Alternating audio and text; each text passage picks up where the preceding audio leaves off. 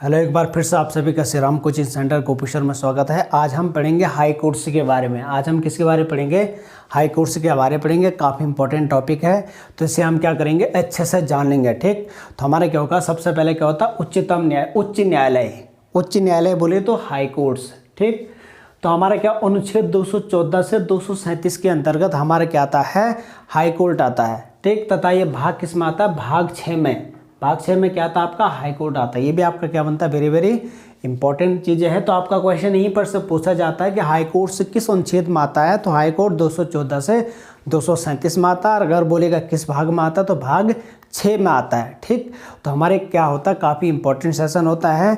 आपको ध्यान रखना है सबसे पहले हाई कोर्ट्स के बारे में मेन जानकारी। देखो, हाई कोर्ट्स की स्थापना हमारे देश में, हाई कोर्ट्स की स्थापना अंग्रेजों के शासनकाल में ही हो गई थी। हमारे देश में हाई कोर्ट्स की स्थापना अंग्रेजों के शासनकाल में ही हो गई थी। ठीक, तो सबसे पहले हमारे देश में हाई कोर्ट की स्थापना 1862 ईस्वी में हुई थी। हमारे देश में सबसे पहले हाई कोर्ट्स की स्थापना 1862 ईस्वी में हुई थी। 1862 में हाई कोर्ट्स की स्थापना हुई थी भाई। ठीक, हाँ, काफ़ी क्या बनता है, इंपॉर्टेंट क्वेश्चन बनता है। तथा हमारे यहाँ पे एक साथ जो है 3 जगहों पर, एक साथ 3 जगहों पर क्या करी गई थी, हाई कोर्ट्स की स्थापना करी गई थी। तो एक साथ 3 जगहों पे कहाँ पे की गई थी? पहला था आपका कोलकाता, कोलकाता, मुंबई और आपका कहाँ पे, मद्रास। कोलकाता, मद्रास, मद्रास को क्या बोलते हैं, चेन्नई बोलते हैं, चेन्नई। कोलकाता, मद्रास, चेन्नई और अगला क्या है, मुंबई, मुंबई। तो वेरी वेरी इंपॉर्टेंट। तो बोलेगा देश में सर्वप्रथम हाई कोर्ट की स्थापना कब की गई, तो सबसे पहले अंग्रेजों के टाइम पे 1862 ईस्वी में क्या करी थी, हाई कोर्ट की स्थापना करी गई थी। तथा एक साथ 3 हाई कोर्ट्स की स्थापना की गई थी। वो कौन कौन से है, कोलकाता में, पश्चिम बंगाल के कोलकाता में, और तमिलनाडु के मद्रास में बोले तो जिसे आज हम चेन्नई बोलते, तथा महाराष्ट्र के मुंबई में एक साथ 3 हाई कोर्ट्स की स्थापना करी गई थी।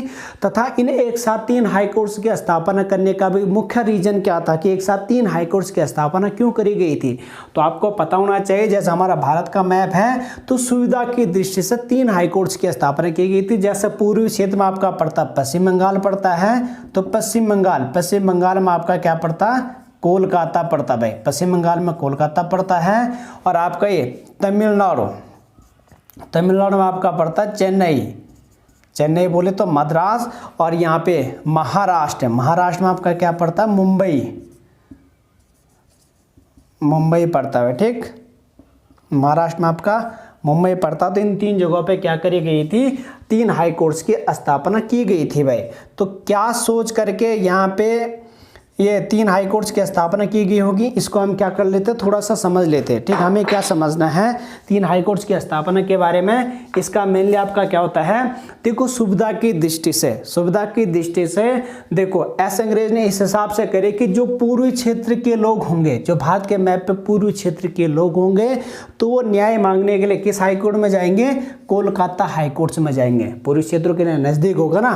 तथा जो दक्षिणी क्षेत्र के लोग होंगे, जो दक्षिण भारत के लोग होंगे, वो न्याय मांगने के लिए कहाँ पे जाएंगे, नीचे चेन्नई में जाएंगे, तमिलनाडु में जाएंगे।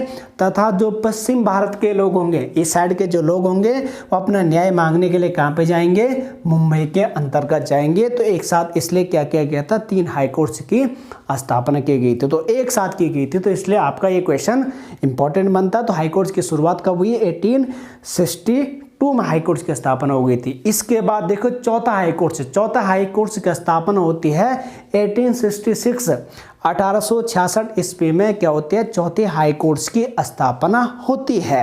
अब वो कौन सा होता है, इलाहाबाद। भारत का चौथा हाई कोर्ट्स होता है इलाहाबाद। ये क्वेश्चन आता है कि चौथा हाई कोर्ट्स कौन सा था, तो इलाहाबाद। तो चौथा हाई कोर्ट्स की स्थापना कहाँ पर होती है, इलाहाबाद में होती है। ये कब होती है, 1866 ईस्वी में होती है। अब इसका भी रीजन होता है, इलाहाबाद हाई कोर्ट के स्थापन होने का रीजन बनता है। देखो पूर्वी क्षेत्र के लिए तो ये जगह नज़दीक पड़ रही थी, दक्षिण वालों के लिए ये जगह नज़दीक पड़ रही थी, और पश्चिम क्षेत्र के लिए मुंबई नज़दीक पड़ रही थी। लेकिन जो उत्तर भारत के लोग थे उन्हें क्या हो रहा था, न्याय पाने के लिए अगर हाई कोर्ट्स में जाना था तो उनके ये तीनों जगह क्या हो रही थी, थोड़ा दूर पड़ रही थी। तो इसलिए उनके लिए चौथे हाई कोर्ट की स्थापना की गई। कौन सा नंबर के, चौथे नंबर के हाई कोर्ट की स्थापना की गई 1866 इसमें, 4 साल बाद तो इलाहाबाद हाई कोर्ट की स्थापना की गई। तो वेरी वेरी इंपॉर्टेंट, ये आपका क्या किया जाता है, पूछा जाता है। ठीक, तो ये तो आपका क्या हो गया है हाई कोर्ट्स के बारे में। ठीक, अगर हम बात करें कि जो है वर्तमान में हमारे देश में कितने हाई कोर्ट्स है, तो वर्तमान में भारत में हाई कोर्ट्स की संख्या 25 हाई कोर्ट्स है। वर्तमान भारत में हाई कोर्ट्स की संख्या कितनी है, 25 हाई कोर्ट्स है भाई, वेरी वेरी इंपॉर्टेंट बनता है। देखो पहले भारत में क्या थे, 24 हाई कोर्ट्स थे। तो इसलिए आपको ध्यान रखना है, जिन लोगों को 24 पता है तो वो क्या करे, अपने उसमें करेक्शन कर ले, क्योंकि अब क्या हो गया 25 हो गया, क्योंकि हमारा क्या हो गया है, आंध्र प्रदेश से तेलंगाना अलग हो गया। तो तेलंगाना अलग होने के कारण पहले क्या थी, आंध्र प्रदेश का हाई कोर्ट कहाँ पे था, हैदराबाद में था। लेकिन अब हैदराबाद किस में चले गया, तेलंगाना में चले गया। तो इसलिए तेलंगाना का हाई कोर्ट तो कौन हो गया, हैदराबाद ही हो गया, क्योंकि हैदराबाद किस में है, तेलंगाना में है। लेकिन अब चूंकि हैदराबाद तेलंगाना में चले गया तो अब क्या होगा, आंध्र प्रदेश में हाई कोर्ट्स नहीं है ना, तो इसलिए आंध्र प्रदेश में क्या किया गया था, 25वां हाई कोर्ट्स की स्थापना की गई थी। तो आंध्र प्रदेश के अमरावती में, ठीक है, आंध्र प्रदेश के कहाँ पे, अमरावती में क्या करी गई है, चौथे, ये क्या बोलते हैं, ये 25वें हाई कोर्ट्स की स्थापना की गई। तो आपका पूछा जाएगा कि भारत का 25वां हाई कोर्ट्स कौन सा है, तो आंध्र प्रदेश का अमरावती भारत का 25वां हाई कोर्ट्स है। तो ये क्वेश्चन में आपका क्या बनता है, वेरी वेरी इंपॉर्टेंट बनता है। अगर यहाँ से रिलेटिव अब करके भी आपका क्वेश्चन आएगा तो आपको क्या करना है, 25 करना, क्योंकि आपका ग्रुप सी, एसएससी वगैरह में अक्सर ये क्वेश्चन आता है कि हमारे देश में हाई कोर्ट्स की संख्या कितनी है। तो हमारे देश में हाई कोर्ट्स की संख्या कितनी हुई है, 25 हुई है। तो ये क्वेश्चन में आपका क्या है, वेरी इंपॉर्टेंट है। तथा इसके अलावा हमारे देश में क्या है, 4 साझा न्यायालय भी है। हमारे देश में क्या है, 4 साझा न्यायालय। तो कभी पूछा जाएगा कि साझा न्यायालयों की संख्या कितनी है, तो कितने, 4 साझा न्यायालय है। तो अभी ये साझा न्यायालय क्या होते हैं, इनके बारे में बात करते हैं कि जो है 2 या 2 से अधिक राज्यों के क्या हो सकता है, एक साथ क्या हो सकता है, न्यायालय हो सकता है, जिसे क्या बोला गया है, साझा न्यायालय बोला गया है। तो ये भी आपका क्या वेरी वेरी इंपॉर्टेंट क्वेश्चन है। तथा इससे एक और क्वेश्चन बनता है, पूछा जाता है कि हमारे वर्तमान में कितने केंद्र शासित प्रदेश है। भारत के वर्तमान में 9 केंद्र शासित प्रदेश है तथा 28 राज्य है, क्योंकि कश्मीर आपका क्या हो गया ना, कश्मीर के 2 हिस्से कर दिया ना इन्होंने, ठीक। तो इसलिए आपका क्या बन गया, 2 केंद्र शासित प्रदेश हमारे पास हो गए, तो 7 और 2 9 हो गए, क्योंकि पहले कश्मीर एक राज्य में था, वो राज्य से बनकर के 2 यूनियन टेरिटरी हो गए ना, उसके 2 केंद्र शासित राज्य हो गए। तो इसलिए अब वो राज्य न गिन करके 2 केंद्र शासित प्रदेश हो गए, तो 7 और 2 9 हो गए। तो ये भी आपका क्या बनता है, वेरी इंपॉर्टेंट बनता है।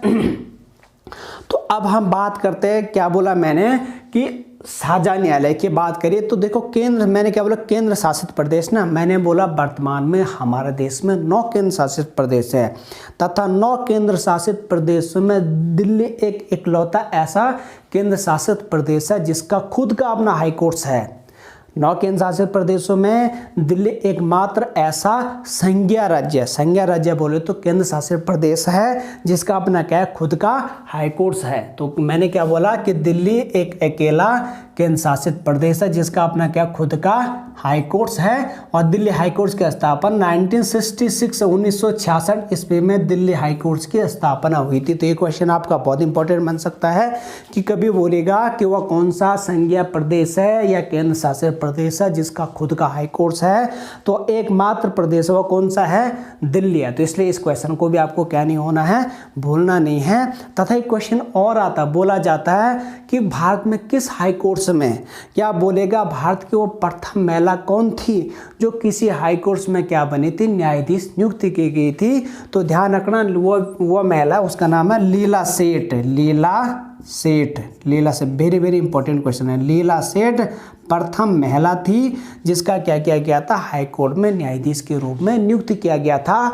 और अगर क्वेश्चन आएगा कि वह कौन सा हाईकोर्ट था जिसमें लीला सेठ को न्यायाधीश के रूप में नियुक्त किया गया था, तो वह कौन सा था, दिल्ली हाईकोर्ट था। दिल्ली हाईकोर्ट था जिसमें क्या किया गया था, महिला को, लीला सेठ को क्या किया गया था, प्रथम महिला को न्यायाधीश के रूप में नियुक्त किया गया था। तो आपका ये क्वेश्चन भी वेरी वेरी इंपॉर्टेंट बनता है। तो अगर इनमें से आपका कोई भी क्वेश्चन उठता है तो आपको इस तरीके से इन क्वेश्चंस का जवाब देना है। ठीक, देखो जैसे जैसे मैं आपको बोल रहा हूँ वैसे वैसे आपको क्या करना है, कॉपी पेन लेकर के इनके सारे क्या करना है, नोट्स बना देने हैं तथा हम आगे बात करते हैं। इसके अलावा देखो मैंने क्या बोला, ये लीला सेठ क्या थी, प्रथम महिला थी जिसने क्या किया था, हाईकोर्ट में किसी हाईकोर्ट की न्यायाधीश बनी। तो वो हाईकोर्ट कौन सा था, दिल्ली था। इसके अतिरिक्त देखो पूछा जाता है कि वर्तमान में सबसे बड़ा 25 हाई कोर्ट्स में से सबसे बड़ा हाई कोर्ट्स कौन सा है, तो इलाहाबाद हाई कोर्ट्स वर्तमान में सबसे बड़ा हाई कोर्ट्स है। कौन सा है, इलाहाबाद हाई कोर्ट्स वर्तमान में सबसे बड़ा हाई कोर्ट्स है। तो अगर कभी आपका पूछा जाएगा तो यहाँ पे वर्तमान में 69 क्या है, अस्थाई न्यायाधीश है। यहाँ पे 69 क्या है, अस्थाई न्यायाधीश है। तथा टोटल इलाहाबाद के लिए स्वीकृत न्यायाधीश कितने हैं, 160 स्वीकृत न्यायाधीश है। इलाहाबाद हाईकोर्ट में स्वीकृत न्यायाधीश बोलेगा तो टोटल 160 स्वीकृत न्यायाधीश को लगा करके हैं, लेकिन बोलेगा वर्तमान में इलाहाबाद हाईकोर्ट में अस्थाई न्यायाधीश कितने हैं, तो यहाँ पे 69 अस्थाई न्यायाधीश है। तो अगर आपका इस किस्म का कभी क्वेश्चन आता है तो आपको इस तरीके से जवाब देना है। तथा बोलेगा सबसे बड़ा हाईकोर्ट कौन सा है, तो इलाहाबाद हाईकोर्ट पे क्या सबसे बड़ा हाईकोर्ट है। इसके अलावा आपका दूसरा क्वेश्चन क्या बनता है, जब हमने सबसे बड़े की बात करी है तो हमें सबसे छोटे हाईकोर्ट के बारे में भी बात करना पड़ेगा। तो ध्यान रखना, भारत के 3 राज्य ऐसे हैं जो सबसे, जिनमें सबसे छोटे हाई कोर्ट्स है। हम सबसे बड़ा और छोटा कैसे बताएंगे, छोटा हाई कोर्ट्स और बड़ा हाई कोर्ट्स, जिस हाई कोर्ट्स में न्यायाधीशों की संख्या सर्वाधिक होगी वो सबसे बड़ा है, तथा जिस हाई कोर्ट्स में न्यायाधीश की संख्या सबसे कम होगी वो सबसे छोटा हाई कोर्ट्स है। तो ध्यान रखना आपको, वो 3 राज्य आपका पूर्वोत्तर राज्य है, मेघालय, मणिपुर तथा सिक्किम। मेघालय, मणिपुर और क्या है, सिक्किम। ये 3 राज्य ऐसे हैं जिनके क्या है, हाई कोर्ट्स में न्यायाधीशों की संख्या सबसे कम। इन 3 राज्यों में क्या है, 3 न्यायाधीश है। इन तीनों राज्यों के हाई कोर्ट्स में न्यायाधीशों की संख्या कितने, 3 न्यायाधीश है। मेघालय में भी 3 न्यायाधीश है, मणिपुर में भी 3 न्यायाधीश है, सिक्किम में भी कितने न्यायाधीश है, 3 है। तो अगर आपका कभी क्वेश्चन आएगा कि निम्नलिखित में से किस हाई कोर्ट्स में सबसे कम न्यायाधीश है, ऑप्शन ए रहेगा आपका मेघालय, ऑप्शन बी आपका मणिपुर, ऑप्शन सी रहेगा सिक्किम और ऑप्शन डी रहेगा उपयुक्त में से तीनों सही। तो आपको क्या करना है, फिर तीनों सही पे टिक मारने। इस किस्म से किसी भी किस्म से आपके क्वेश्चन का लैंग्वेज चेंज करेगा तो आपको क्या करना है, इस तरीके से इन क्वेश्चंस का क्या करना है, जवाब देना है। तो आई होप आप लोग इन तमाम सारे फैक्ट्स जो मैं आपको बता रहा हूं इनके बारे में आप क्या कर रहे होंगे, समझ रहे होंगे। अब हम इसके बाद किस पे जाएंगे, आर्टिकल्स पे जाएंगे, अनुच्छेद पे जाएंगे और अनुच्छेद के तहत हम क्या करेंगे, सारे इनसे संबंधित बातों का डिस्कस करेंगे। ठीक, तो आई होप आप लोग कितनी बातें समझ गए होंगे। तो मैं इसे क्या कर रहा हूँ, मिटा दे रहा हूँ, जिसको आपको अपने कॉपी पे नोट करना है। और आपका यहाँ का कोई भी क्वेश्चन आता है तो इसे क्या नहीं करना है, मिस नहीं करना है। ठीक, तो ये भी क्या बनता है आपका वेरी वेरी इंपॉर्टेंट क्वेश्चन बनता है। ठीक, तो ये भी आपका हो जाता साहब। अगले बात करते हैं। अब हम सबसे पहले बात करते हैं, मैंने क्या बोला, हाई कोर्ट्स का आर्टिकल कहाँ से कहाँ तक है। हाई कोर्ट्स आपका अनुच्छेद 214 से लेकर के 237 तक आपका क्या बनता है, हाई कोर्ट्स के बारे में बताया गया है। तो हम सबसे पहले क्या करेंगे, आर्टिकल 214 पढ़ेंगे, अनुच्छेद 214 पढ़ेंगे। ठीक, तो आपका आर्टिकल से सबसे पहले 214, आर्टिकल 214 क्या कहता है, देखो आर्टिकल 214 कहता है, वेरी वेरी इंपॉर्टेंट है, पहला आर्टिकल है जिसके बारे में क्या करना, समझना है। देखो संविधान में क्या लिखा गया है, संविधान में साफ साफ बोला गया है कि प्रत्येक राज्य के लिए एक एक हाई कोर्ट होगा। क्या बोला गया है, प्रत्येक राज्य के लिए एक हाई कोर्ट होगा, मतलब प्रत्येक राज्य के लिए अलग अलग एक एक क्या होंगे, हाई कोर्ट्स होंगे। प्रत्येक राज्य के लिए एक एक हाई कोर्ट्स होंगे, मतलब प्रत्येक राज्य का या संघीय राज्य का अपना क्या होगा, खुद का हाई कोर्ट्स होगा। ये आर्टिकल किस में बोला गया, 214 में 214 में बोला गया। बस इसमें इतना ही है, प्रत्येक राज्य के लिए क्या होगा, अपना खुद का हाई कोर्ट्स होगा, ये संविधान में बोला गया है। लेकिन इससे संबंधित आर्टिकल एक और है जिसका नाम क्या है, 231 231 है। लेकिन इससे संबंधित आर्टिकल एक और है जिसका नाम क्या है, 231, आर्टिकल 231 है। 231 में बोला गया है, यदि संसद में संविधान विधि द्वारा, यदि संसद में संविधान विधि द्वारा अगर संसद चाहे तो संविधान में क्या करेगी, विधि द्वारा, विधि बोले तो कानून के द्वारा 2 या 2 से अधिक राज्यों के लिए, संसद विधि द्वारा 2 या 2 से अधिक राज्यों के लिए एक साझा न्यायालय बना सकती है। क्या बोला कि संसद विधि द्वारा 2 या 2 से अधिक राज्यों के लिए क्या बोला कि जो है एक साझा न्यायालय बना सकती है, एक साझा न्यायालय बना सकते हैं। तो इसलिए आज वर्तमान में साझा न्यायालय भारत में कितने हैं, 4 साझा न्यायालय। भारत में साझा न्यायालय कितने हैं, 4 साझा न्यायालय हैं। तो क्या बोला, एक एक साझा न्यायालय हो सकते हैं। आर्टिकल 231 में क्रॉस किया है, ठीक। 214 में क्या बोला कि हर राज्य का एक एक हाई कोर्ट्स होना चाहिए। लेकिन 231 में इसमें क्या बोला गया कि अगर जो है संविधान चाहे तो विधि द्वारा, कानून के द्वारा 2 या 2 से अधिक राज्यों के लिए एक ही हाई कोर्ट्स हो सकता है, ठीक। तो इसलिए हमारे आज वर्तमान में क्या है, जैसे उदाहरण के लिए बोलता मैं आपको, जैसे आपका क्या पंजाब हरियाणा तथा चंडीगढ़ का क्या है, एक ही साझा न्यायालय है, पंजाब हरियाणा और अगला क्या है आपका चंडीगढ़। जैसा आप सबको इसके बारे में पता होगा तो इनका क्या अपना क्या है, इनका तीनों का एक ही साझा क्या है, हाई कोर्ट्स है। तो ये भी आपका क्या बनता है, वेरी वेरी इंपॉर्टेंट क्वेश्चन बनता है। तथा इसके अतिरिक्त हमने क्या किया था, इसी के तहत हमने क्या किया था, हमने 7वां अमेंडमेंट एक्ट लाए थे। क्या लाए थे, 7वां अमेंडमेंट एक्ट लाए थे, मतलब 7वां संविधान संशोधन किया था हमने अपने संविधान में। इसके लिए 7वां संविधान संशोधन किया था, ठीक। तो क्या था आपका 7वां संविधान संशोधन अधिनियम, 7वां संविधान संशोधन अधिनियम। आयो अधिनियम कब लाए थे, 1956 में। 7वां संविधान संशोधन अधिनियम कब होता, 1956 ईस्वी में होता है, ठीक। इसके तहत हमने क्या किया था, इसके लिए हम क्या किया था, 7वां संविधान संशोधन किया था, जो कब हुआ था, संविधान अधिनियम लाए थे जो 1956 में लाए थे। तो इस संविधान संशोधन के तहत क्या बोला गया कि 2 या 2 से अधिक राज्यों के लिए, 2 या 2 से अधिक राज्यों के लिए एक ही साझा न्यायालय होगा। इसके लिए हम क्या किया, बतौर संविधान संशोधन भी अपने संविधान में लाए, क्योंकि हमारे इसमें बोला गया था ना साफ साफ 231 में क्या बोला गया था कि अगर कानून चाहिए, संविधान चाहिए, बोला संसद चाहे तो संवैधानिक प्रक्रिया के माध्यम से 2 या 2 से अधिक राज्यों के लिए एक ही साझा न्यायालय हो सकता है। तो इसके तहत हमने क्या किया था, 7वां संविधान संशोधन किया था, जो कि कब किया था, 1956 में। तो यहाँ पे वेरी वेरी इंपॉर्टेंट क्वेश्चन आता है, बोला जाता है कि 2 या 2 से अधिक राज्यों के लिए एक ही साझा न्यायालय होगा।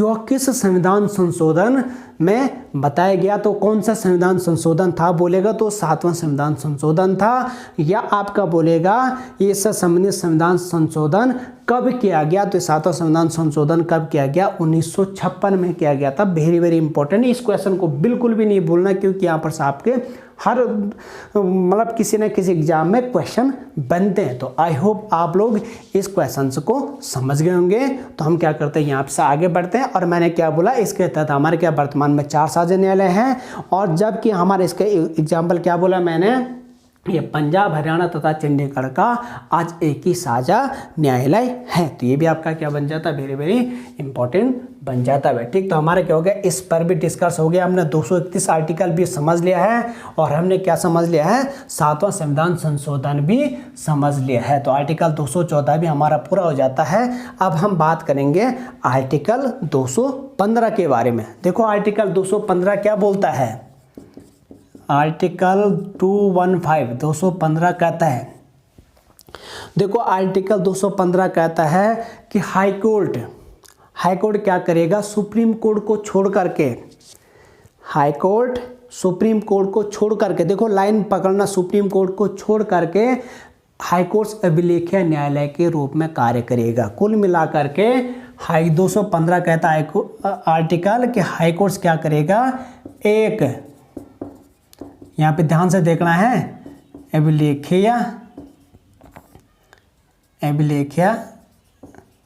न्यायालय के रूप में क्या करेगा, कार्य करेगा। अभिलेखीय न्यायालय के रूप में कार्य करेगा। देखो यहाँ पे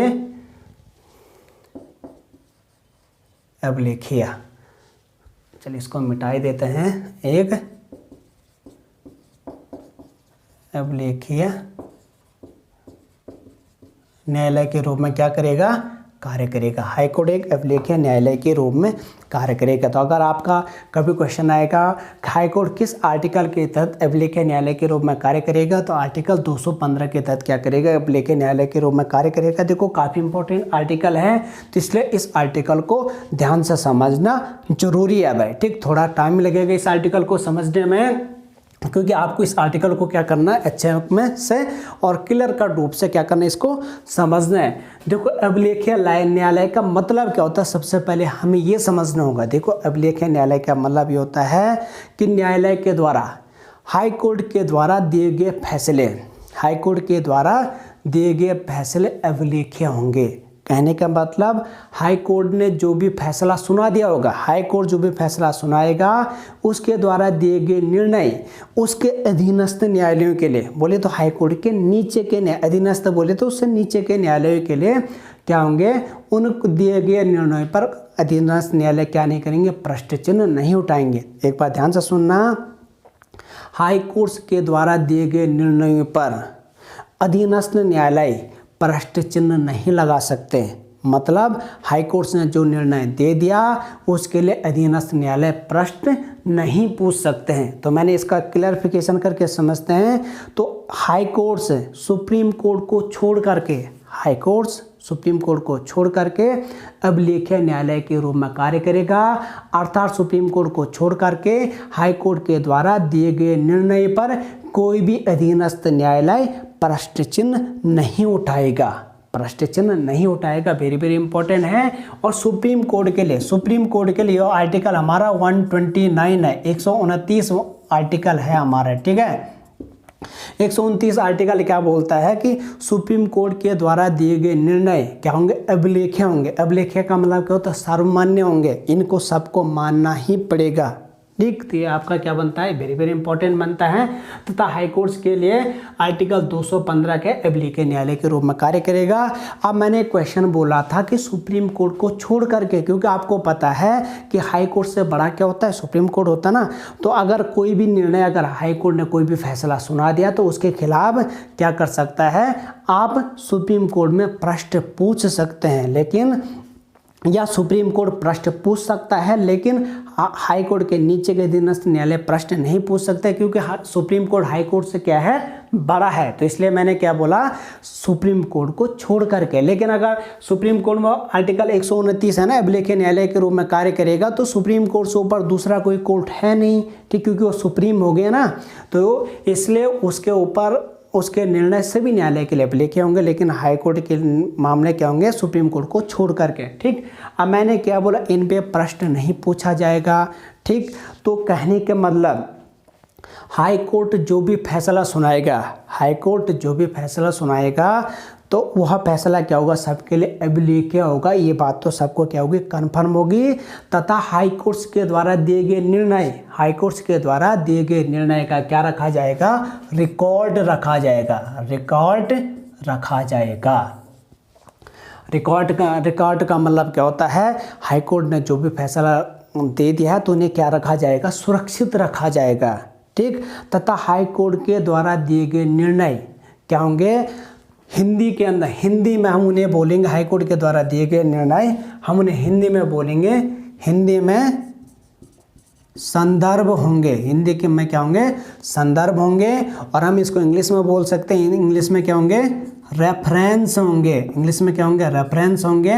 तथा उर्दू में क्या होंगे, नज़ीर होंगे, उर्दू में क्या होंगे, नज़ीर होंगे। तो क्या होगा, कहने का मतलब हाई कोर्ट ने, जैसा हम बोलते हैं ना, कोई कानून, जैसे सुप्रीम कोर्ट ने कोई निर्णय दे दिया तो बोलते सुप्रीम कोर्ट का दिया हुआ निर्णय होगा, तो क्या बोलते हैं वो कानून क्या बन जाता है, सबके लिए नजीर बन जाता। तो नजीर का मतलब क्या होगा कि उस चीज़ पर प्रश्न चिन्ह नहीं उठाया जा सकता। तो इसी तरीके से हाई कोर्ट के द्वारा दिए गए निर्णय अधीनस्थ न्यायालयों के लिए क्या होंगे, नजीर होंगे, मतलब अधीनस्थ न्यायालय को निर्णय को मानना ही पड़ेगा। तो बोलेगा तो उर्दू में उसको नजीर बोलते हैं, और इंग्लिश में क्या होंगे, हाई कोर्ट के द्वारा दिए गए निर्णय अधीनस्थ न्यायालय के लिए रेफरेंस होंगे। और हिंदी में अगर हम उनको बोलेंगे तो हाई कोर्ट के द्वारा दिए गए निर्णय अधीनस्थ न्यायालय के लिए क्या होंगे, संदर्भ होंगे। तो ये क्वेश्चन भी मेरे हिसाब से आप लोग समझ रहे होंगे। अब हम दूसरी बात इस पर क्या करते हैं, ये हाई कोर्ट के बारे में, ये मैंने क्या बोला, संदर्भ, रेफरेंस, नज़ीर होंगे, इतनी बातें तो आप क्या कर गए होंगे, समझ गए होंगे। और दूसरा मैंने क्या बोला, इनसे क्या इन जो फैसले होंगे इनका क्या रखा जाएगा, रिकॉर्ड रखा जाएगा। तथा तीसरी चीज़ इनके बारे में इम्पोर्टेंट क्या मानी गई है कि अगर कोई अधीनस्थ न्यायालय हाई कोर्ट के दिए गए फैसलों को नहीं मानता है या उन पे प्रश्न चिन्ह उठाता है, अगर इनके द्वारा फैसलों को नहीं मानता है या उन पर प्रश्न चिन्ह उठाता है, तो उसके लिए क्या है, अवमानना अधिनियम, उसके लिए क्या है आपका, उसे हम क्या बोलेंगे, अवमानना अधिनियम। 1971 के तहत, 1971 के तहत क्या किया जाएगी, 1971 के तहत क्या किया जाएगी, उस पर कार्रवाई की जाएगी। अवमानना अधिनियम 1971 के तहत क्या की जाएगी, कार्रवाई की जाएगी। कहने का मतलब हमने क्या बनाया था, 1971 में अवमानना अधिनियम बनाया था कि अगर कोई इसके द्वारा दिए गए निर्णय को नहीं मानता है तो उस पर क्या लगाया जाएगा, 1971 के तहत जो अधिनियम बनाया गया था अवमानना अधिनियम, तो उसके हिसाब से उस पर क्या की जाएगी, कार्रवाई की जाएगी। तो अगर कभी आपका क्वेश्चन आएगा कि जो बोलेगा हाई कोर्ट से संबंधित या सुप्रीम कोर्ट से संबंधित बोलेगा अवमानना अधिनियम कब लागू किया गया था, तो 1971 वाला क्या है आपका, वेरी वेरी इंपॉर्टेंट है। तो 1971 के तहत क्या की जाएगी, संबंधित व्यक्ति पर कार्रवाई की जाएगी जो हाई कोर्ट के दिए गए फैसलों को नहीं मानेगा। ठीक, तो अब इसके बाद क्या करते हैं, दूसरी इस पे बात करते हैं। अगर कोई हाई कोर्ट का क्या है, अगर कोई व्यक्ति, चाहे वो हाई कोर्ट का खुद न्यायाधीश ही क्यों ना हो, अगर हाई कोर्ट का कोई न्यायाधीश भी क्या करता है, हाई कोर्ट के द्वारा दिए गए निर्णय को नहीं मानता है, तो उसके खिलाफ भी क्या की जाएगी, कार्रवाई की जाएगी। मतलब ये नियम आम व्यक्ति पर ही नहीं फॉलो होगा, बल्कि ये नियम क्या होगा आपका, अमान्य ने 1971 क्या होगा, ये न्यायाधीशों पर भी क्या होगा, लागू होगा। तो इस परिप्रेक्ष्य में एक व्यक्ति को 2017 में, जिसका नाम क्या है, CS कन्नन, इन पे क्या किया गया था 2017 में अवमानना अधिनियम 1971 लगाया गया था, और जिसके तहत इन्हें क्या हुई थी, 6 माह की जेल हुई थी। जिसके तहत इन्हें 2017 में क्या की हुई थी, 6 माह की जेल भी हुई थी। ठीक, तो क्या बोला मैंने, CS कन्नन वो व्यक्ति जिन पे 2017 में, ये जबकि क्या थे, कोलकाता हाई कोर्ट के जज थे भाई, कोलकाता हाई कोर्ट के क्या थे, न्यायाधीश थे, और न्यायाधीश होने के बावजूद भी इन पे क्या किया गया था, अवमानना अधिनियम लगाया गया था। तो ये भी आपका क्या बनता है, वेरी वेरी इंपॉर्टेंट बनता है 2015 का। तो मैंने क्या बोला, कुल मिलाकर के हमारा ये निष्कर्ष निकलता है कि हाई कोर्ट के द्वारा दिए गए निर्णय अधीनस्थ न्यायालय के लिए क्या होंगे, अभिलेख क्या होंगे, जिनको मानना क्या होगा, उनके लिए आवश्यक होगा, तथा उस पर प्रश्न चिन्ह नहीं लगाया जाएगा, और उसके दिए गए निर्णय क्या होंगे, संदर्भ होंगे, रेफरेंस होंगे तथा नजीर होंगे। और अगर कोई इन बातों को नहीं मानता है तो उसके खिलाफ क्या किया जाएगा, अवमानना अधिनियम 1971 लगाया जाएगा, और जिसके तहत CS कन्नन को 2017 में 6 माह की सजा भी होगी अवमानना अधिनियम का उल्लंघन करने पर, और इसके द्वारा दिए गए निर्णयों को क्या रखा जाएगा, रिकॉर्ड रखा जाएगा। तो आई होप आप लोग इस बात को समझ गए होंगे, क्योंकि मैंने इसको काफ़ी टाइम दे करके इस पर डिस्कस कर लिया, और हमें आम लाइफ में भी इन तमाम सारी चीज़ों का क्या होना चाहिए, पता होना चाहिए। ठीक, तो मेरे हिसाब से आप लोग आर्टिकल 215 को भी समझ गए होंगे। अब हम बात करते हैं अगले आर्टिकल के बारे में, आर्टिकल 216 के बारे में बात करते हैं। आर्टिकल 216 के बारे में बात करते हैं। 216 216। अब देखो 216 में क्या आता है, हाई कोर्ट्स के, ये 216 आर्टिकल 216 हाई कोर्ट्स के गठन से संबंधित है। 216 क्या है, हाई कोर्ट्स के गठन से संबंधित है। मैंने क्या बोला है, अनुच्छेद 214 में बोला था, क्या बोला था कि प्रत्येक राज्य के लिए क्या होगा, एक एक हाई कोर्ट होगा। 215 में क्या बोला था, हाई कोर्ट्स क्या करेंगे, अब लेखी न्यायालय के रूप में काम करेंगे। और अभी मैं क्या बोल रहा हूँ, हाई कोर्ट्स का क्या बोला मैंने, गठन होगा। और हाई कोर्ट्स का गठन कैसा होगा, एक आपका मुख्य न्यायाधीश, एक आपका जो है चीफ जस्टिस तथा अन्य न्यायाधीशों से मिलकर के क्या होगा, चीफ जस्टिस प्लस अन्य न्यायाधीशों से मिलकर के क्या होगा, हाई कोर्ट का गठन होगा। देखो हाई कोर्ट का गठन कहाँ होगा, उनके जजों के न्यायाधीशों के द्वारा तो हाई कोर्ट का गठन होगा। तो एक मुख्य न्यायाधीश होगा, बाकी अन्य न्यायाधीश होंगे। तो आपका क्या ये गठन है, तो आप इस क्वेश्चन को सीधे सीधे समझ गए होंगे। तो हाई कोर्ट का गठन कैसे होगा, न्यायाधीशों से ही मिलकर के होगा। अब हम बात करते हैं अनुच्छेद 217 के बारे में बात करते हैं। ये भी आर्टिकल आपका क्या वेरी वेरी इंपॉर्टेंट बनता है। चलो साहब, आई होप आप लोग समझ रहे होंगे, आप लोग की ये चीज़ें समझ में आ रही होंगी। थोड़ा मैं फटाफट बोल रहा हूँ, ठीक, क्योंकि आपका वीडियो लंबा खींचने के कारण जो है थोड़ा क्या बोलना पड़ता है, तेज बोलना पड़ता है, जिसको आपको क्या करना है, समझना है। ठीक, आपका क्या होता है ना, मैं आपको पहले भी बोलता हूँ फिर भी बोल रहा हूँ कि जो मज़ा हमें क्लास के अंतर्गत पढ़ने में आता है वो मज़ा यूट्यूब पर नहीं आता। क्योंकि क्या होता है, यूट्यूब के अंतर्गत हमें क्या बोलना पड़ता है, चीज़ों को सीधा बोलने पड़ता है। और जब क्लास के अंतर्गत पढ़ाते हैं तो जब बच्चों को समझाया जाता है तो क्या होता है कि जैसे जिस बच्चे के समझ में नहीं आया है तो फेस देखने से पता चल जाता, हाँ भाई इसके समझ नहीं आया, तो फिर वो चीज़ दोबारा बताई जाती है, फिर इधर भी समझ नहीं आया तो फिर से और बताई जाती है। उससे क्या होता है, एक को बताने के चक्कर में औरों का भी क्लियर हो जाता है। फिर क्या होता है, साथ साथ में एक दूसरे क्या करते हैं, बच्चे भी क्वेश्चन करते हैं, तो वो माहौल अलग होता है। ठीक, तो जो चीज़ आपका क्या होता है कोचिंग में हो सकता है वो आपका ऑनलाइन में नहीं हो सकता है। इसलिए आप जहाँ भी रहते हो तो आपको क्या करना, कोचिंग से जरूर लगाना है। ठीक, तो हम समय नहीं गंवाते हुए आगे बात करते हैं, आर्टिकल 217 के बारे में बात करेंगे। तो देखो इसमें जो है 3 चीज़ें आती है। आर्टिकल 217 में कितनी बातें आते हैं, 3 बातें आते हैं। वो 3 बातें क्या क्या हैं, एक तो सबसे पहले क्या आते हैं, हाई कोर्ट के न्यायाधीशों की नियुक्ति। पहली बात क्या आती है, हाई कोर्ट के न्यायाधीशों की नियुक्ति आती है। और दूसरी बात इनकी क्या आती है, योग्यताएं बोले तो क्वालिफिकेशन। और तीसरा इनका क्या आता है, टेन्योर बोले तो कार्यकाल। तीसरा इनका क्या आता है, कार्यकाल। तो आपका चाहे नियुक्ति बोलेगा हाई कोर्ट्स के न्यायाधीशों की, या उनकी योग्यताएं बोलेगा, या उनका कार्यकाल बोलेगा, तो ये तीनों किस में आएगी, आर्टिकल 217 में आएगा, अनुच्छेद 217 के अंतर्गत आएगी। तो वेरी इंपॉर्टेंट। तो हम सबसे पहले किस पर डिस्कस करेंगे, हम सबसे पहले नियुक्ति पर डिस्कस करेंगे। तो नियुक्ति की हम अगर बात करें, पहला डिस्कस हमारा नियुक्ति पर होगा। तो आपको क्या ध्यान रखना, हाई नियुक्ति की अगर बात करते हैं तो हाई कोर्ट्स तथा सुप्रीम कोर्ट्स, हाई कोर्ट तथा सुप्रीम कोर्ट्स के जजों की नियुक्ति या न्यायाधीशों की नियुक्ति बोल सकते हैं। हाई कोर्ट तथा सुप्रीम कोर्ट के न्यायाधीशों की नियुक्ति कौन करता है, राष्ट्रपति करता है। न्यायाधीशों की नियुक्ति करता है राष्ट्रपति।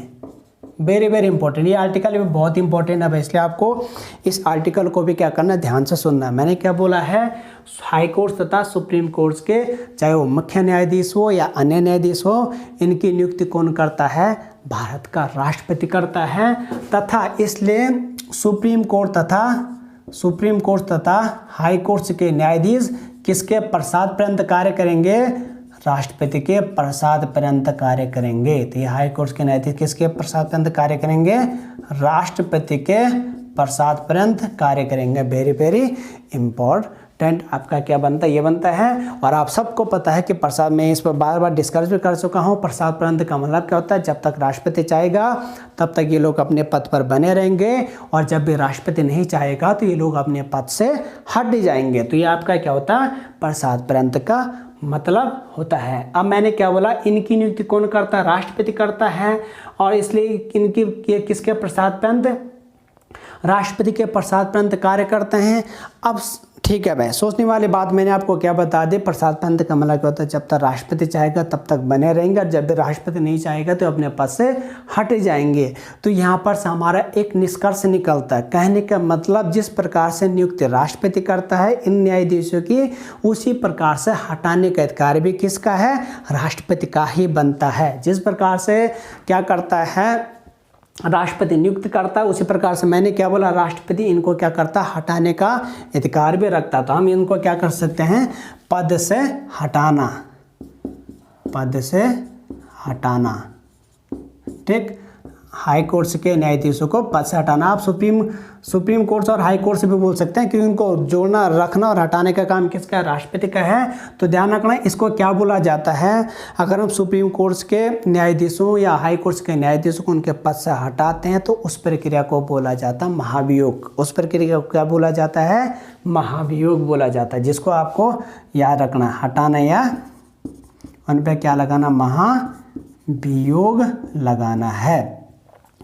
अब देखो भाई, आपको एक चीज़ बिल्कुल क्लियर कट के ध्यान रखना पड़ेगा, महाभियोग किन किन व्यक्तियों पर लगता है। अमूमन हमें पता ये रहता है कि महाभियोग केवल राष्ट्रपति पर लगता है, ऐसा नहीं है। देखो, महाभियोग 3 लोगों पे महाभियोग लगता है, एक भारत के राष्ट्रपति, दूसरे सुप्रीम कोर्ट के न्यायाधीश तथा हाई कोर्ट के न्यायाधीश, चाहे मुख्य न्यायाधीश हो या अन्य न्यायाधीश हो, या हाई कोर्ट के मुख्य न्यायाधीश हो, अन्य न्यायाधीश हो, इन 3 लोगों पे क्या लगता है, महाभियोग की प्रक्रिया चलाई जाती है। मैंने क्या बोला है, चाहे वो सुप्रीम कोर्ट का, भारत का राष्ट्रपति, सुप्रीम कोर्ट के न्यायाधीश तथा हाई कोर्ट्स के न्यायाधीश, राष्ट्रपति, सुप्रीम कोर्ट के न्यायाधीश तथा हाई कोर्ट्स के न्यायाधीशों पे क्या लगाया जाता है, महाभियोग की प्रक्रिया चलाई जाती है। इस क्वेश्चन को आपको याद रखना है और अपने मन में थोड़ा भी डाउट नहीं करना कि भाई केवल राष्ट्रपति पे लगता होगा बोल के। ये प्रक्रिया किस पे लगता है, 3 लोगों पे लगती है। ठीक, तो अब देखो यार, होता है क्या, ये प्रक्रिया किस तरीके से लगती है। वैसे मैंने आपको सुप्रीम कोर्ट जब पढ़ाया था इस बात में, मैंने आपको क्या कर रहा था, डिस्कस भी कर रहा था और काफ़ी अच्छे डिस्कस भी कर रहा था। तो मैं शॉर्ट में एक बार फिर से आपको ये प्रक्रिया बता देता हूँ, क्योंकि हम क्या पढ़े, महाभियोग की प्रक्रिया पढ़ रहे। तो मैंने क्या बोला है, हाई कोर्ट से तथा सुप्रीम कोर्ट। अब देखो, महाभियोग की प्रक्रिया दोनों पे लगते हैं ना। तो अब देखो, जिस तरीके से महाभियोग की प्रक्रिया सुप्रीम कोर्ट के न्यायाधीशों पे चलाई जाती है, ठीक उसी प्रकार से महाभियोग की प्रक्रिया हाई कोर्ट के न्यायाधीशों पर भी चलाई जाती है। तो कुल मिलाकर के सुप्रीम कोर्ट तथा हाई कोर्ट के न्यायाधीशों के महाभियोग की प्रक्रिया क्या है, सेम टू सेम है। अब देखो भाई, ये महाभियोग की प्रक्रिया किस तरीके से लगती है, अब आपको थोड़ा ध्यान रखना। ठीक, अब मैंने क्या बोला है, महाभियोग कौन लगाएगा, पद से कौन हटाएगा, राष्ट्रपति हटाता है ना। और राष्ट्रपति कहाँ का मुखिया होता है, राष्ट्रपति संसद का मुखिया होता है। तो ध्यान रखना, इसलिए इन पे महाभियोग भी कहाँ लगेगा, संसद के अंतर्गत ही इन पे महाभियोग लगेगा, क्योंकि राष्ट्रपति का महाभियोग भी संसद में ही लगता है। इसलिए हाई कोर्ट तथा सुप्रीम कोर्ट के न्यायाधीशों का महाभियोग भी कहाँ पे लगेगा, संसद के ही अंतर्गत लगेगा। तो महाभियोग की प्रक्रिया कहाँ पे चलेगी भाई, आपका संसद के अंतर्गत महाभियोग की प्रक्रिया चलेगी। अब देखो भाई, ये प्रक्रिया किस तरीके से चलेगी, महाभियोग की प्रक्रिया किस तरीके से चलेगी, वो चीज़ समझना जरूरी है। तो ध्यान रखना, महाभियोग की प्रक्रिया संसद के किसी भी सदन में चलाई जा सकती है। महाभियोग की प्रक्रिया संसद के किसी भी सदन, बोले तो महाभियोग की प्रक्रिया लोकसभा में भी चलाई जा सकती है तथा राज्यसभा में भी महाभियोग की प्रक्रिया चलाई जा सकती है। मैंने क्या बोला है, लोकसभा में भी महाभियोग की प्रक्रिया चलाई जा सकती है और राज्यसभा में भी महाभियोग की प्रक्रिया चलाई जा सकती है। अगर देखो लोकसभा के अंदर, देखो मैंने ये पॉइंट आपको सुबह से सुप्रीम कोर्ट में अच्छे से समझा रखा, लेकिन मैं इसमें थोड़ा जो है शॉर्ट में आपको फिर बता रहा हूँ। अगर देखो लोकसभा के अंतर्गत महाभियोग की अगर प्रक्रिया चलनी है, लोकसभा के अंतर्गत हाई कोर्ट के जज हो या न्यायाधीश हो, अन्य न्यायाधीश हो या सुप्रीम कोर्ट के तमाम न्यायाधीश हो, अगर उन पे महाभियोग लगना है, अगर लोकसभा के अंतर्गत लगना है, तो इसके लिए देखो 100 सदस्यों का अनुमोदन होना आवश्यक है। अगर लोकसभा के अंतर्गत महाभियोग लगना है, इन न्यायाधीशों पे, तो कितने 100 लोगों का अनुमोदन होना आवश्यक है। कितने लोगों का अनुमोदन होना आवश्यक है? 100 लोगों का अनुमोदन होना आवश्यक है। और राज्यसभा के अंतर्गत ये संख्या 50 लोगों का। अगर राज्यसभा में महाभियोग चलाया जाता है तो राज्यसभा में कम से कम कितने व्यक्तियों के द्वारा अनुमोदन होना चाहिए? 50 व्यक्तियों के द्वारा। और लोकसभा के अंतर्गत 100 व्यक्तियों के द्वारा 100 व्यक्तियों का अनुमोदन होना चाहिए। देखो, अगर लोकसभा के अंतर्गत है तो ये अनुमोदन किसको देंगे? लोकसभा के अध्यक्ष के पास अनुमोदन करेंगे। अगर ये किसके पास करेंगे? लोकसभा अध्यक्ष के पास क्या करेंगे? अनुमोदन करेंगे। और अगर राज्यसभा में महाभियोग की प्रक्रिया चलनी है तो राज्यसभा के सभापति के पास ये क्या होगी? ये अनुमोदन, ये 50 लोगों का अनुमोदन जाएगा।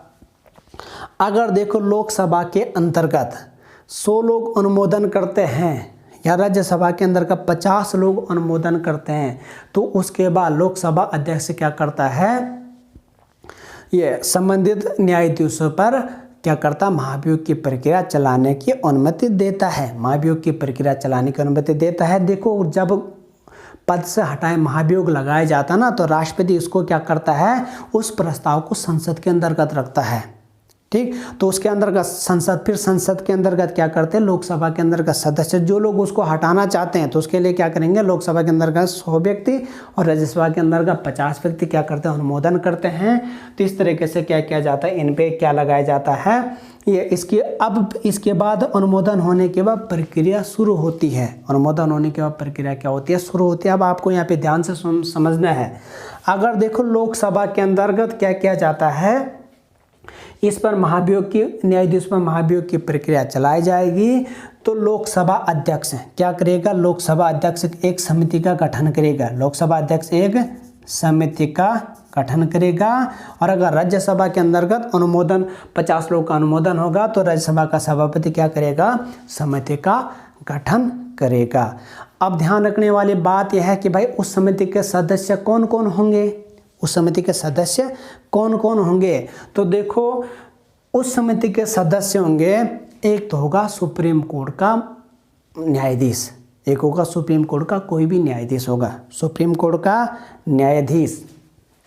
चलिए यहाँ पे लिख देते हैं। एक होगा आपका सुप्रीम कोर्ट का न्यायाधीश होगा, सुप्रीम कोर्ट का न्यायाधीश होगा। समिति के सदस्य हैं, क्या बोला मैं? समिति के सदस्य सुप्रीम कोर्ट का न्यायाधीश होगा। तथा एक किसी भी हाई कोर्ट्स का, भारत के 25 हाई कोर्ट्स में से किसी भी हाई कोर्ट्स का मुख्य न्यायाधीश होगा। क्या होगा? किसी भी हाई कोर्ट्स का क्या होगा? एक मुख्य न्यायाधीश होगा। ठीक, किसी भी राज्य का एक मुख्य न्यायाधीश होगा। तथा एक और होगा इस समिति में, समिति के 3 सदस्य होंगे। तथा तीसरा व्यक्ति जो क्या होगा? राष्ट्रपति की नज़रों में, या राष्ट्रपति हम नहीं बोल सकते क्योंकि समिति कौन बना रहा? लोकसभा अध्यक्ष बना रहा ना। तो तीसरा व्यक्ति लोकसभा अध्यक्ष की नज़रों में या राज्यसभा के अंतर्गत स्पीकर के नज़रों में या सभापति की नज़रों में वो क्या हो? कानून का जानकार हो। वह शख्सियत भी क्या बन सकते हैं? इसका सदस्य, तीसरे व्यक्ति वो क्या बनेगा? इसका सदस्य बनेगा जो क्या होगा? ये क्या बोलते हैं? अध्यक्ष, अध्यक्ष या स्पीकर के नज़रों में, अध्यक्ष या स्पीकर के नज़रों में क्या हो? कानून का जानकार हो। तीन व्यक्तियों की क्या बनती है? समिति बनती है भाई। ठीक, तो 3 लोगों की समिति क्या करते हैं? उस पर समिति के बाद इनका निर्णय आता है। अगर देखो समिति अपनी रिपोर्ट को किसको देगी? अगर लोकसभा की बात होगी तो लोकसभा अध्यक्ष के पास यह समिति अपनी रिपोर्ट देगी। और अगर राज्यसभा की बात होगी तो यह समिति अपनी रिपोर्ट किसको देगी? सभापति को देगी। अगर कभी इस तरीके से भी आपका क्वेश्चन पूछा जाता तो आपको इस तरीके से आंसर करना है। तो क्या करेंगे? सभापति को क्या करेगा? ये रिपोर्ट सौंपेगा। लोकसभा होगा तो अध्यक्ष के को क्या होगा? रिपोर्ट को सौंपा जाएगा। तो आपको इतना समझ में आ रहा होगा। उसके बाद अब होगा जब इस समिति की रिपोर्ट को पढ़ने के बाद लोकसभा अध्यक्ष या राज्यसभा सभापति क्या करता है?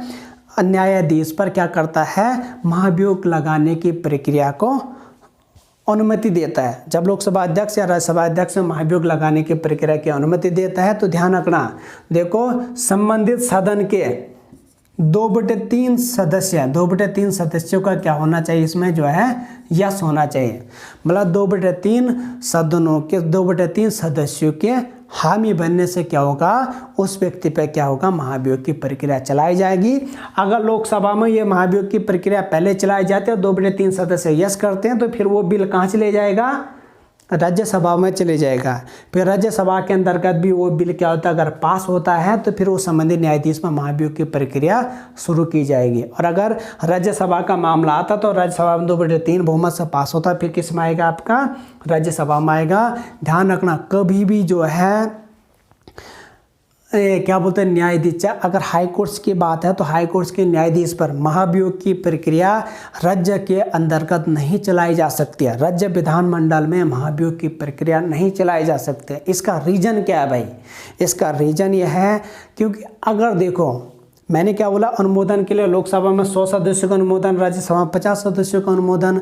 तो अगर देखो कोई अगर छोटा राज्य है, जैसे मैंने क्या बोला हमारा उत्तराखंड छोटा राज्य है, तो यहाँ पे केवल कितनी है, विधानसभा के 71 सीट है ना, 71 सीट है ना, तो इसके लिए अनुमोदन के लिए राज्यसभा में लोकसभा में कितना चाहिए, 100 सीट चाहिए ना। तो राज्य का क्या होगा, वो विधानसभा में होगा ना। जो काम देश में संसद के अंतर्गत लोकसभा का होता है, वही काम विधानमंडल के अंतर्गत किसको होता है, विधानसभा को होता है। तो विधानसभा के जैसे उत्तराखंड की 71 सीट है, तो अनुमोदन के लिए 100 सीट चाहिए ना, तो वो 100 सीट तो हो ही नहीं रहे। तो इसलिए क्या होगा, इसमें महाभियोग की प्रक्रिया ओनली ऑन किस में चलाई जाएगी, संसद में चलाई जाएगी। और दूसरा रीजन ये भी है कि क्योंकि उनको राष्ट्रपति पद से हटाता, तो विधानमंडल में, राज्य की विधानमंडल में तो महाभियोग की प्रक्रिया चलने का कोई मतलब नहीं बनता है ना। तो इस मेरी बातों से आपके समझ में आ रहा होगा। तो अगर ये क्या होता है आपका, इस बहुमत से अगर ये पास हो जाता तो आपका क्या होगा, महाभियोग की प्रक्रिया चल जाएगी। और अगर ये बहुमत से पास नहीं होता है अनुमोदन या महाभियोग की प्रक्रिया 2/3 सदस्यों के बहुमत से पास नहीं होती है, तो वो क्या होगा, फिर वह न्यायाधीश महाभियोग की प्रक्रिया, महाभियोग लगने से बच जाएगा। और 2/3 से बहुमत पास होता तो महाभियोग उस पर लग जाएगा। दोनों सदनों के अंतर्गत क्या होना चाहिए, आपका ये बहुमत सिद्ध होना चाहिए। ठीक, तो आपका क्या है, मेरे हिसाब से आपके ये समझ में भी आ रहा होगा। तो आप ध्यान रखना, मैंने क्या बोला था, देखो सुप्रीम कोर्ट के अंतर्गत, सुप्रीम कोर्ट के अंतर्गत अभी तक 2 व्यक्तियों पे क्या होगा, महाभियोग की प्रक्रिया चलाई जा चुकी है। महाभियोग की प्रक्रिया चलाई जा चुकी है, लेकिन महाभियोग अभी तक दोनों पे लगता नहीं है, सिर्फ क्या चलती है, प्रक्रिया चलती है। ठीक, तो आपका क्या होता है, एक आपका जो है ये क्या बोलते हैं 1993 में होते हैं। ठीक, उनका नाम क्या होता है, ये एक क्या होता है आपका 1993 ईस्वी में। देखो क्या होता है, 1991 से 1993 के बीच क्या होते हैं, ये आपके जज होते हैं, जिनका नाम क्या होता है आपका, ये क्या बोलते हैं, शायद एम स्वामी, क्या होता है उनका नाम, मेरे को अभी ध्यान नहीं आ रहा है। उनका नाम होता है शायद ये क्या बोलते हैं, कुछ अभी मेरे को ध्यान नहीं आ रहा है ये नाम। ठीक, तथा उन पे भी क्या लगता है, महाभियोग की प्रक्रिया लोकसभा के अंतर्गत लगती है। लोकसभा के अंतर्गत उन पे क्या करते हैं, महाभियोग की प्रक्रिया चलाई जाती है। लेकिन आपका उस समय क्या होता है, ये लोकसभा में 2/3 बहुमत से पास हो जाता, लेकिन क्या होता है, कांग्रेस के सदस्य उसका क्या कर लेते हैं, बहिष्कार कर लेते हैं।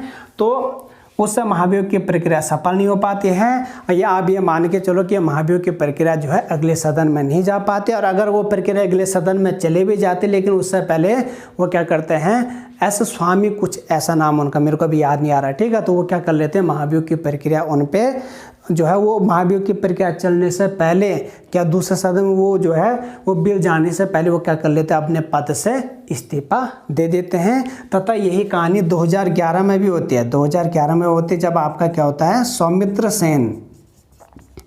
सौमित्र सेन पे भी क्या किया जाता है, ये महाभियोग की प्रक्रिया चलाई जाती है। और इन पर कहाँ पे चलाए जाते हैं, राज्यसभा में ये महाभियोग की प्रक्रिया लगाई जाती है। तो राज्यसभा में इन पर महाभियोग की प्रक्रिया लगाई जाती है। तो राज्यसभा में इनका क्या हो जाता है, 2/3 बहुमत से महाभियोग पास हो जाता ना।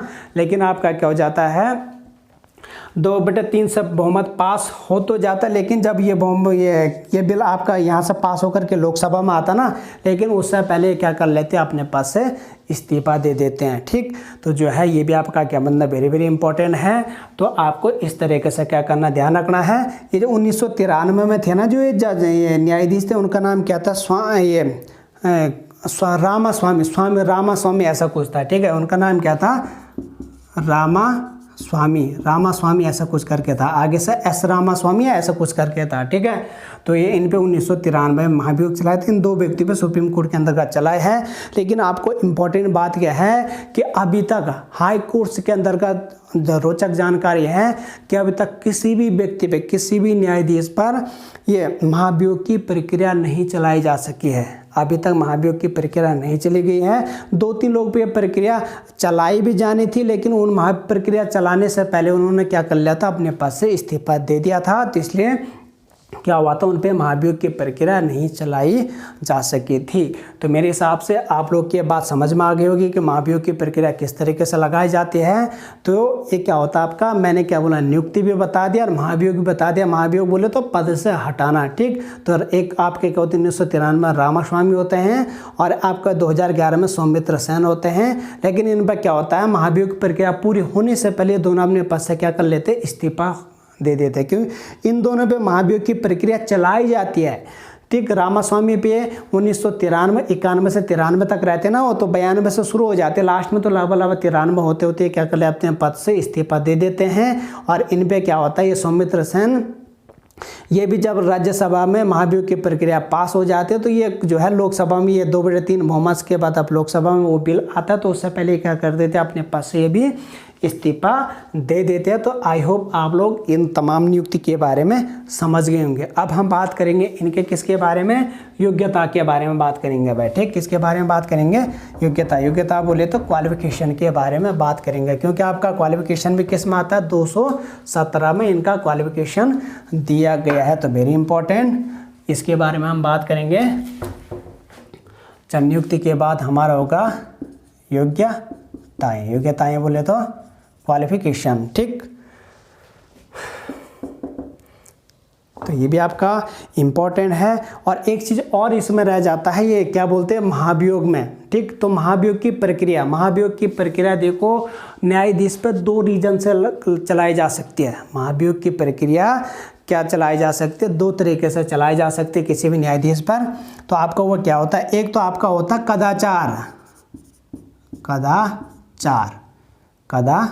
कदाचार बोले तो अशिष्टता, ठीक है।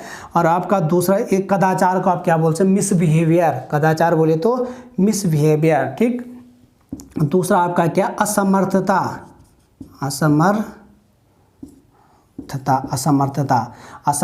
को आप क्या बोल सकते हैं? अक्षमता भी बोल सकते हैं, ठीक है। असमर्थता या अक्षमता, ठीक। या हम क्या वो इनकैपेबिलिटी, ठीक। तो इस तरीके से आपका कदाचार, मिसबिहेवियर और असमर्थता के आधार पर इन पे क्या लगाया जा सकता है? महाभियोग की प्रक्रिया चलाई जा सकती है। तो कभी बोलेगा न्यायाधीश पे कितने का रीजन से महाभियोग की प्रक्रिया चलाई जा सकती है? तो 2 रीजन से। आपके क्या? आपका कदाचार बोला, दूसरे मैंने क्या बोला है? असमर्थता। तो ये 2 रीजनों से। तो अगर उस पर क्या कदाचार पाया जाता है, अशिष्टता पाई जाती है उसमें, तो उस पर तब भी महाभियोग लगाया जा सकता है।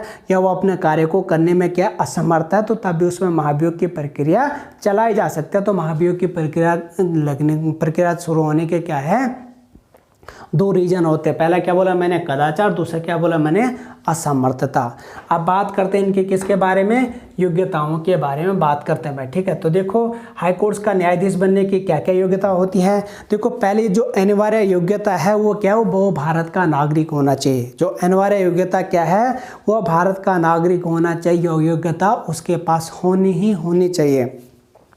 पहले क्या भारत का क्या होता है? नागरिक होना चाहिए। कहाँ का? इंडियन नागरिक। दूसरी जो इसके बाद जो है अगली योग्यता है। अगली योग्यता क्या है? उसने किसी अधीनस्थ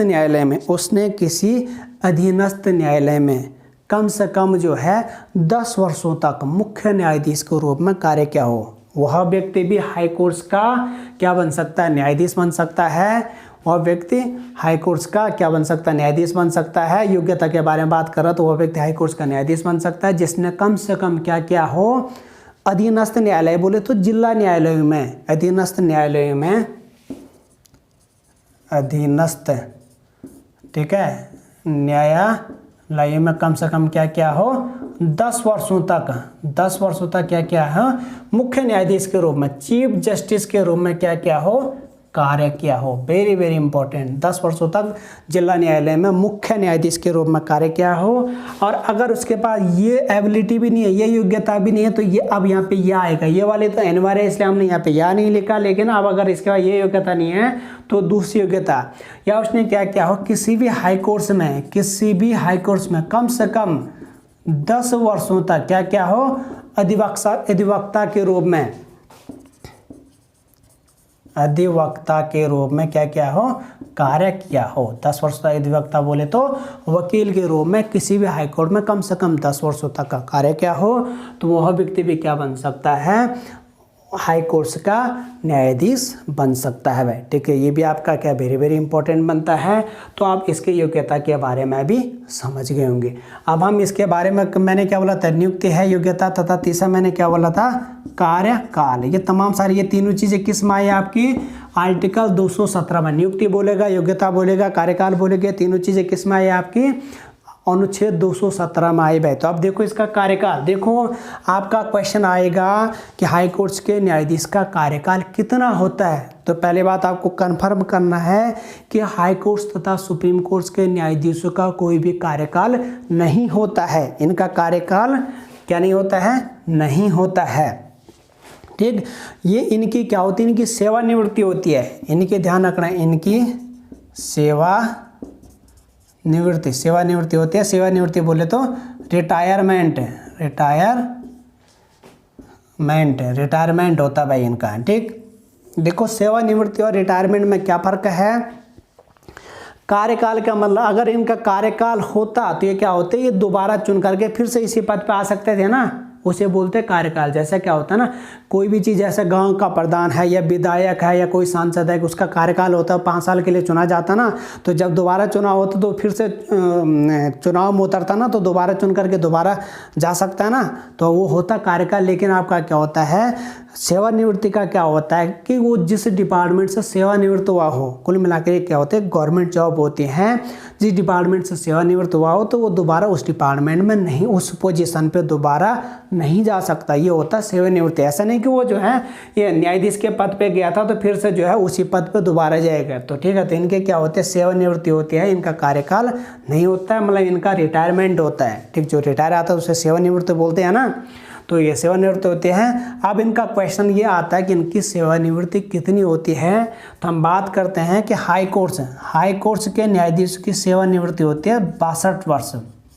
62 वर्ष इनके क्या होते हैं, सेवानिवृत्ति होती है। और यह प्रस्तावित 65 वर्ष कर रखा है। प्रस्तावित कितना है, प्रस्तावित है आपका 65 वर्ष, 65 वर्ष। लेकिन आपका है कितना सेवानिवृत्ति, हाई कोर्ट के 62 वर्ष है। और यह 6 वर्ष वाला सिस्टम यहाँ पे नहीं होगा भाई, क्योंकि ये क्या है, इनकी सेवानिवृत्ति है, तो यहाँ पे यह 6 वर्ष वाला नहीं होता है भाई। ठीक, तो ये भी आपको क्या करना है, इसकी सेवानिवृत्ति कितनी है, 62 वर्ष की है। और भैया अगर सुप्रीम कोर्ट के न्यायाधीश की बोलेगा तो सुप्रीम कोर्ट के न्यायाधीश की सेवानिवृत्ति कितनी है, 65 वर्ष। सुप्रीम कोर्ट के न्यायाधीश की सेवानिवृत्ति 65 वर्ष है।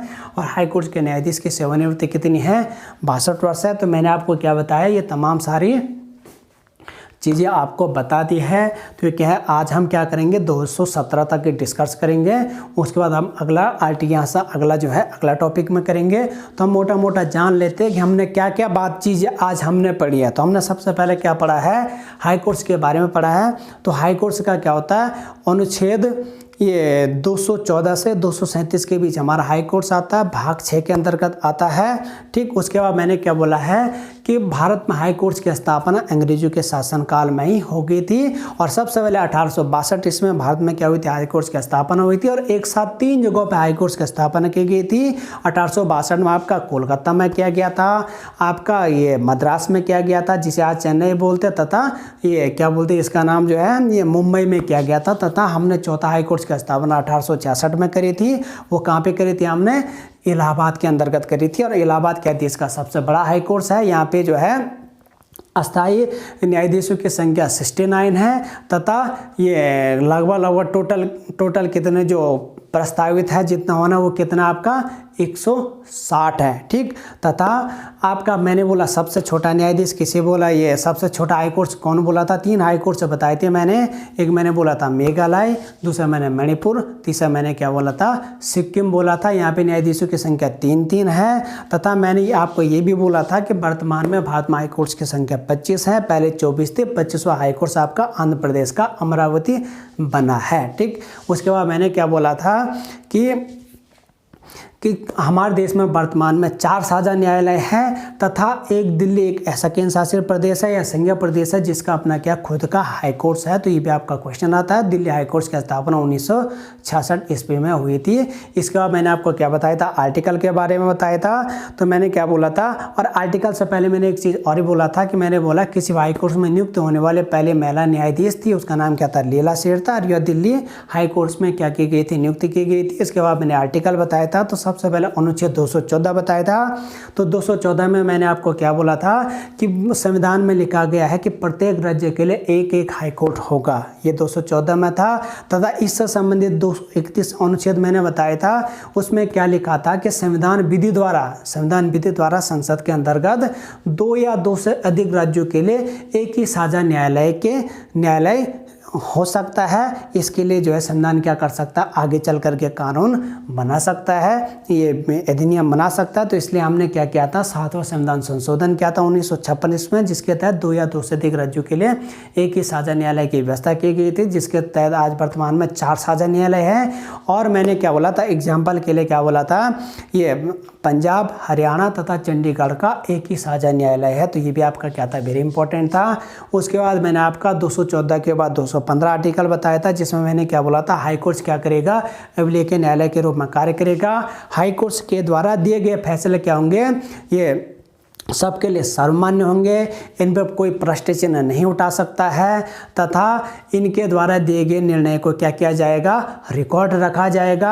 और ये निर्णय अभिलेख होंगे, लेकिन किसको छोड़ करके, सुप्रीम कोर्ट को छोड़ करके, क्योंकि हाई कोर्ट से बड़ा क्या है, आपका सुप्रीम कोर्ट होता है। ये भी आपका क्या बनता है, वेरी वेरी इंपॉर्टेंट बनता है। तथा हाई कोर्ट के द्वारा दिए गए निर्णय उसके अधीनस्थ न्यायालय के लिए क्या, हिंदी में क्या होंगे, संदर्भ होंगे, इंग्लिश में आपके रेफरेंस होंगे, तथा उर्दू में क्या होंगे, नज़ीर होंगे। और इसके अलावा मैंने ये भी बोला था, अगर कोई इन जो है नियमों को नहीं मानता है या इसको प्रश्न चिन्ह करता है इनके द्वारा दिए गए फैसलों पर, तो इसके लिए अवमानना अधिनियम 1971 बनाया गया है, जिसके तहत क्या किया गया, अगर कोई इन नियम को नहीं मानता है तो उस पर क्या किया जाएगा, अवमानना अधिनियम 1971 लगाया जाएगा।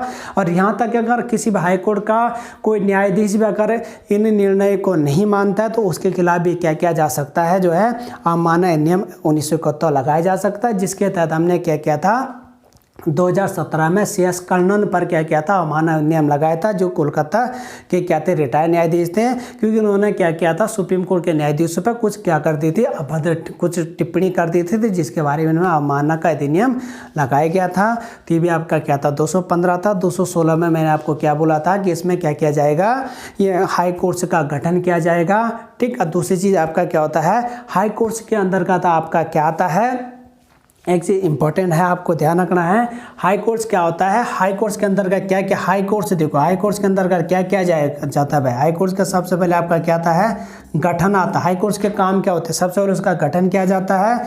उसके बाद हाई कोर्ट्स की स्वतंत्रता आती है, स्वतंत्रता के बारे में बात की जाती है। उसके बाद हाई कोर्ट्स का क्या देखा जाता है, न्यायिक क्षेत्र, न्यायिक क्षेत्र में उसका न्याय क्षेत्र कितना बड़ा है।